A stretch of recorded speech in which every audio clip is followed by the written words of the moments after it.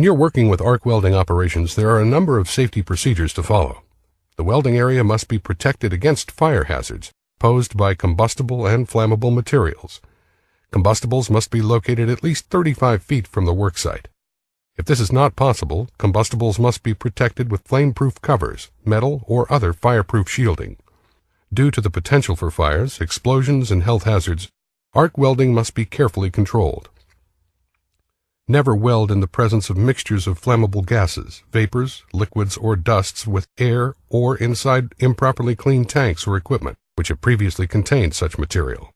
Never weld near large quantities of exposed, readily ignitable materials such as bulk sulfur, baled paper, or cotton. Remember to follow all printed rules and operating instructions supplied by the manufacturer. Don't operate arc welders in wet environments, and dry all machines and equipment that have become wet before attempting to weld. Before drying wet equipment, make sure you disconnect the primary power first. When making connections and cabling, spread out coiled welding cable prior to use and check weld lead cables for damaged insulation and work lead cables for exposed conductors. Replace all weld leads spliced within 10 feet of the holder. Check electrode holders for loose or exposed connections to reduce the shock hazard. Do not coil or loop electrode cable around parts of your body. Grounding is critical, so check to ensure that the welding machine frame is grounded. Do not ground to pipelines carrying gases or flammable liquids or conduits carrying electrical conductors. If floor surfaces have been wetted down, special precautions must be taken against electrical shock. Do not change the polarity switch when the machine is under load. The arcing due to the high current can burn the switch contact surface or cause serious burns to the welder. Check to see that the welding machine has a power disconnect switch. A machine should not be used unless it has such a switch. During normal operations, store electrode holders where they cannot make electrical contact with personnel, conducting objects, fuels, or compressed gas tanks. When no welding is to be done for any substantial period of time, such as lunch or overnight, all electrodes must be removed from holders and the machine disconnected from the power source.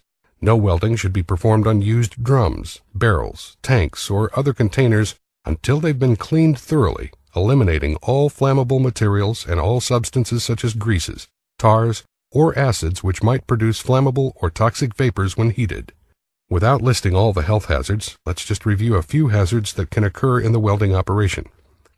Cadmium is used frequently as a rust preventative coating on steel and also as an alloying element.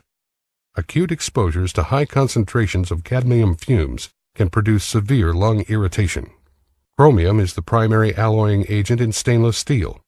Chromium compounds are strong oxidizing agents and are extremely toxic and irritating to the skin, eyes, and mucous membranes. Chlorinated hydrocarbon solvents are used in degreasing or other cleaning operations. The vapors of these solvents are a concern in welding because the heat and ultraviolet radiation from the arc will decompose the vapors and form highly toxic and irritating phosgene gas, which can destroy lung tissue. Zinc is used in large quantities in the manufacture of brass, galvanized metals, and various other alloys. Exposure to these fumes is known to cause metal fume fever, with symptoms similar to those of common influenza. The most effective measure to reducing exposure to fumes is to work in a well-ventilated area. Where this is not possible, portable ventilation systems can be used to extract welding fumes from your breathing zone. Skin exposure to ultraviolet radiation can result in severe burns. UV radiation can also damage the lens of the eye.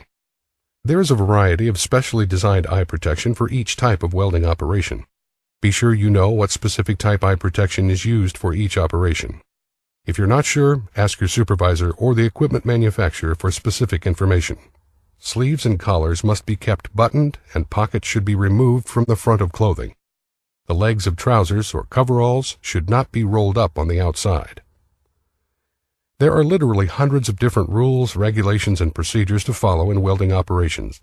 We've only touched on a few. If you're not sure about something, ask your supervisor. Welding is a safe operation if you follow the rules. If you try to take shortcuts or not follow proper procedures, it could become a hazardous job. Take time for safety and health because you're worth it. Thank you.